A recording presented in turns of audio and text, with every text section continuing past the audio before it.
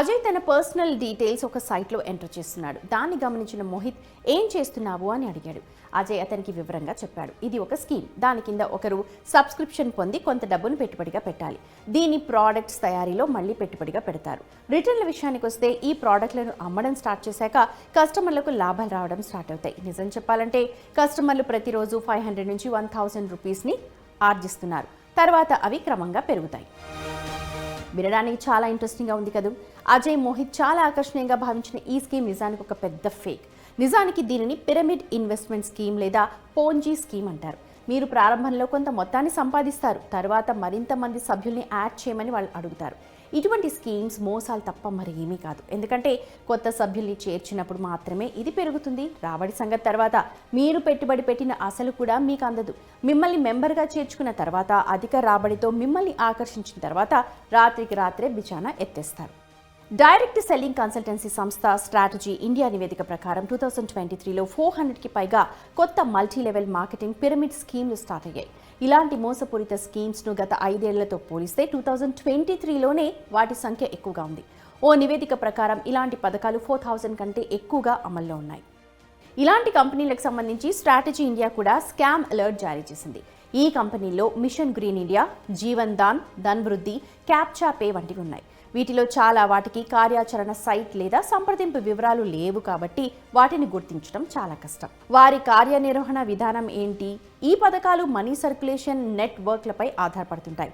పథకాన్ని అమలు చేస్తున్న వారు కొత్త పెట్టుబడిదారుల కోసం సేకరించే నిధుల ద్వారా ఇప్పటికే ఉన్న పెట్టుబడిదారులకు చెల్లింపులు చేస్తుంటారు. వారికి లాభాలు ఆర్జించే మార్గాలు ఏమీ లేవు. వారు చట్టం నుంచి తప్పించుకోవడానికి వినియోగదారుల రక్షణ చట్టంలో ఉన్న లొసుగులను యూజ్ చేసుకుంటారు.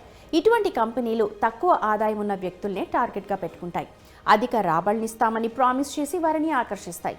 కొత్త పెట్టుబడులు రావడం ఆగిపోయినప్పుడు ఈ వ్యక్తులు తమ దుకాణాలు మూసేసి పెట్టుబడిదారుల డబ్బుతో అదృశ్యమైపోతారు.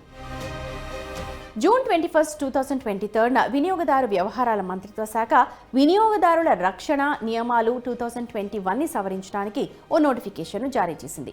మోసపూరిత పిరమిడ్ మనీ సర్క్యులేషన్ స్కీమ్లు, చట్టపరమైన ప్రత్యక్షంగా విక్రయించే బహుళస్థాయి మార్కెటింగ్ కంపెనీల మధ్య తేడాను క్లియర్గా గుర్తించడానికి ఇలా చేశారు. అయితే నిబంధనలకు ఇంకా ఎక్కువ క్లారిటీ అవసరమని నిపుణులు అంటున్నారు.